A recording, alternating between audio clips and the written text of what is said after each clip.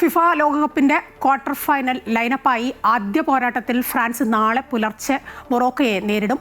ശനിയാഴ്ചയാണ് Spain Belgium പോരാട്ടം. ഇംഗ്ലണ്ടിന് നോർവേയും അർജന്റീനയ്ക്ക് സ്വിറ്റ്സർലാൻഡുമാണ് എതിരാളികൾ.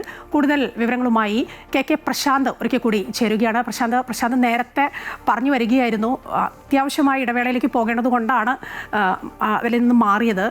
പ്രശാന്തിന് തുടരാം. ഇനിയിപ്പോൾ പ്രീ ക്വാർട്ടറൊക്കെ കഴിഞ്ഞു, ക്വാർട്ടറിലേക്ക് കടന്നിരിക്കുകയാണ്. പ്രശാന്തിൻ്റെ ഒരു വിലയിരുത്തൽ എങ്ങനെയാണ് പ്രശാന്ത്?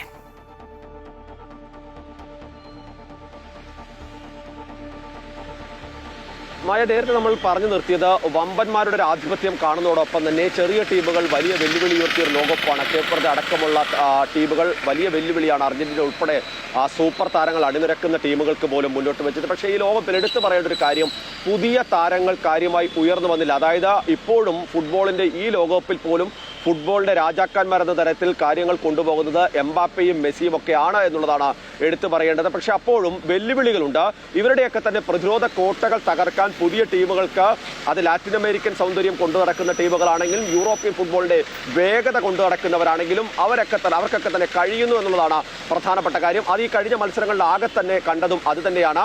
ഓരോ പോരാട്ടത്തിലും ഈ ചെറിയ ടീമുകൾ എന്ന് പറയുന്ന, അല്ലെങ്കിൽ ഒരുപക്ഷെ ടൂർണമെന്റ് ഫേവറേറ്റുകൾ അല്ലാത്ത ടീമുകൾ അതിശക്തമായ രീതിയിൽ തന്നെ തിരിച്ചു വരിക നടത്തുകയും ഒപ്പം തന്നെ പോരാട്ടം കാഴ്ചവെക്കുകയും ഒക്കെ. ഇനിയും അങ്ങോട്ടും അങ്ങനെ തന്നെയാണ്. നേരത്തെ നമ്മൾ സൂചിപ്പിച്ച പോലെ തന്നെ ഈ പ്രധാനപ്പെട്ട ടീമുകൾക്ക് ഇവരൊരു വെല്ലുവിളി ആകില്ല. അത് കണക്കുകളിൽ മാത്രമാണ് എന്നുള്ളതാണ് എടുത്തു പറയേണ്ടത്.